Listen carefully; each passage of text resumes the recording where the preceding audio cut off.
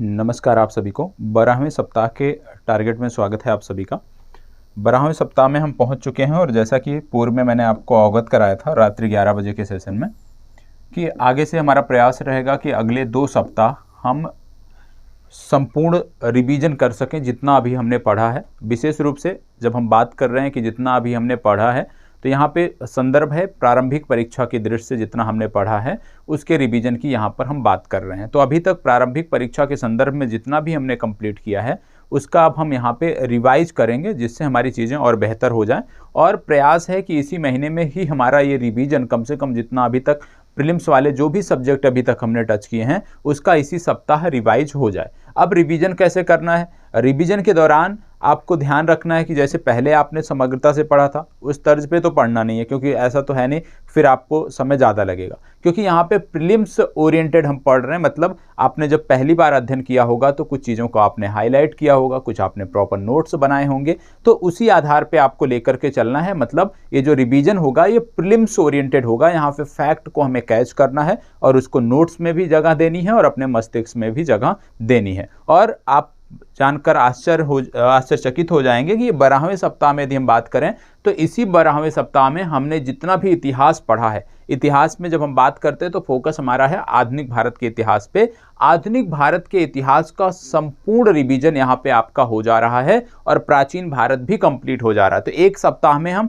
इन चीज़ों को कर सकते हैं। आपके पास कोई वन लाइनर पुस्तक होगी, आप उसका भी सहारा ले सकते हैं। पहले मानक पुस्तक से पढ़ के फिर वन लाइनर पुस्तक को भी यहाँ पे कंप्लीट कर सकते हैं। ठीक है, प्रीलिम्स के लिए यदि आपके पास कोई पुस्तक होगी तो वहाँ से भी आपका काम चल जाएगा, नहीं होगी तो स्पेक्ट्रम से आप चीज़ों को समाप्त कर सकते हैं। क्योंकि इस टारगेट सप्ताह में जो आपका ये मिलने जा रहा है इसमें हम सिर्फ एक ही विषय को कवर कर रहे हैं और वह विषय है इतिहास। तो सिर्फ और सिर्फ दिन भर आपको इतिहास को पढ़ना है, इतिहास को रिवाइज करना है। आइए टॉपिक वाइज देख लेते हैं कि सबसे पहले हम किस टॉपिक से शुरुआत कर रहे हैं। डे 1 में जब हम आते हैं, डे 1 की हम बात करते हैं। ठीक है, तो डे 1 में आपको क्या कवर करना है? सैंधो सभ्यता कवर करना है और उम्मीद करता हूं इसको आपने आज भी पढ़ा होगा, क्योंकि आज आपको बोला गया था कि प्रश्नोत्तरी सेशन आपका इसी पर आधारित हो गया। दूसरा टॉपिक जो आपको कवर करना है वो है महाजनपद काल, मौर्य काल कवर करना है और गुप्त और गुप्तोत्तर काल कवर करना है। ये डे 1 में आपको इतना कवर करके ही रात्रि 11 बजे मिलना है, याद रखिएगा। बहुत बड़े टॉपिक नहीं है, छोटे छोटे टॉपिक हैं, प्रीलिम्स के संदर्भ में पढ़ना है, फैक्ट पे ध्यान देना है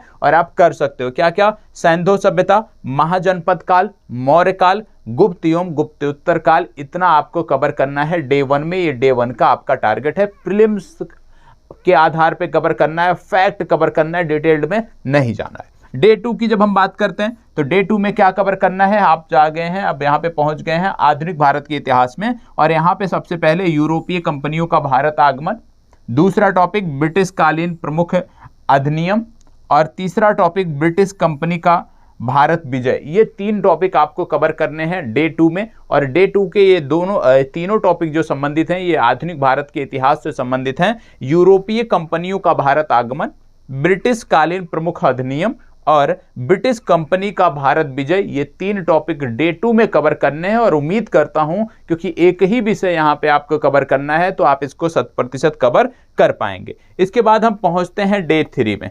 डे 3 में जब हम बात करते हैं, डे 3 की जब हम बात करते हैं तो यहाँ पे कवर करना है ब्रिटिश साम्राज्यवादी नीति, दूसरा टॉपिक कवर करना है ब्रिटिश शासन का भारतीय अर्थव्यवस्था पर प्रभाव, तीसरा टॉपिक जो कवर करना है वो ब्रिटिश भारत में औपनिवेशिक नीतियां। ये 3 टॉपिक आपको यहाँ पे कवर करने हैं डे 3 में।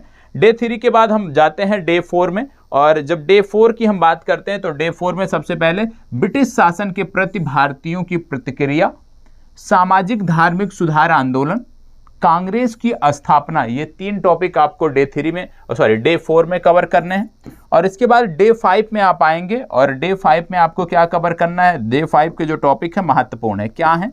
राष्ट्रीय आंदोलन का प्रथम चरण और राष्ट्रीय आंदोलन का द्वितीय चरण। ये 2 महत्वपूर्ण टॉपिक हैं जहां से सबसे ज्यादा प्रश्न बनते हैं, तो ये दोनों टॉपिक आपको डे 5 में कवर करने हैं। इसके बाद बात आती है डे 6 की। आप बोलेंगे कि अभी तक हमारा अध्ययन जो है वो डे 5 तक ही चलता था, 6 और 7 को हम एक दिन रिजर्व और रिवीजन के तौर पे रखते थे। तो इस सप्ताह ना आपका कोई रिजर्व डे है और ना आपका कोई रिवीजन डे है, याद रखिएगा। तो यहाँ पे डे 6 में क्या करना है, डे 6 में बिहार का प्राचीन एवं मध्यकालीन इतिहास देखना है। बिहार से जुड़ा हुआ, बिहार स्पेशल की जो पुस्तक होगी वहां पे मिलेगा, बिहार का प्राचीन एवं मध्यकालीन इतिहास, बिहार का आधुनिक इतिहास और बिहार की कला और संस्कृति, ये आपको कवर करना है डे 6 में। तो ये डे 6 तक आप जब देख रहे होंगे तो आप यहाँ पे देख रहे होंगे कि आपके सभी टॉपिक इतिहास के जो प्रारंभिक परीक्षा के संदर्भ में महत्वपूर्ण हैं वो टॉपिक यहाँ पे आपके कवर हो जा रहे हैं। और इतिहास की जब बात करते हैं प्राचीन और यहाँ पे आधुनिक, मध्यकालीन को अभी हमने पढ़ा नहीं है तो उसकी रिवीजन की बात अभी हम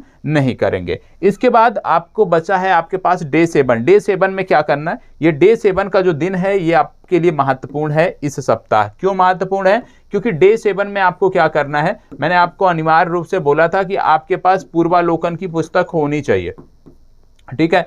यदि आपके पास पूर्वालोकन की पुस्तक नहीं है, कोई भी प्रश्नोत्तरी की बुक तो होगी ना आपके पास।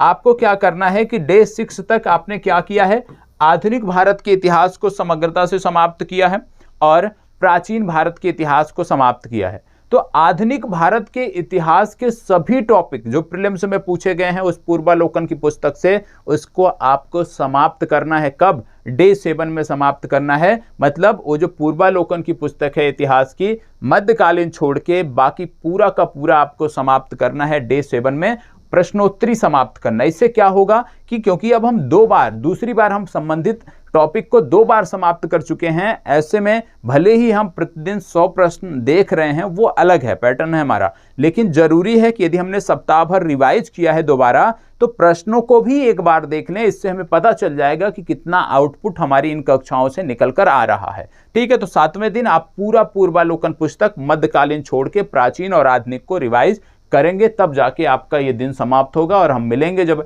रात्रि 11 बजे, तब इस पे विशेष चर्चा होगी। तो इतना है टारगेट, इसको कंप्लीट करना है। और साथ ही साथ अभी 11 सप्ताह कैसा रहा है आपका, उसके बारे में अपने अनुभव आप कमेंट बॉक्स में साझा कर सकते हैं। धन्यवाद, मिलते हैं अगले सप्ताह के टारगेट में, तब तक इसी प्रकार बने रहें। बाकी कोई भी चिंता है तो रात्रि 11 बजे का जो सेशन है उसमें आप मिल सकते हैं, उसमें हम आपकी चिंताओं पर बात कर सकते हैं।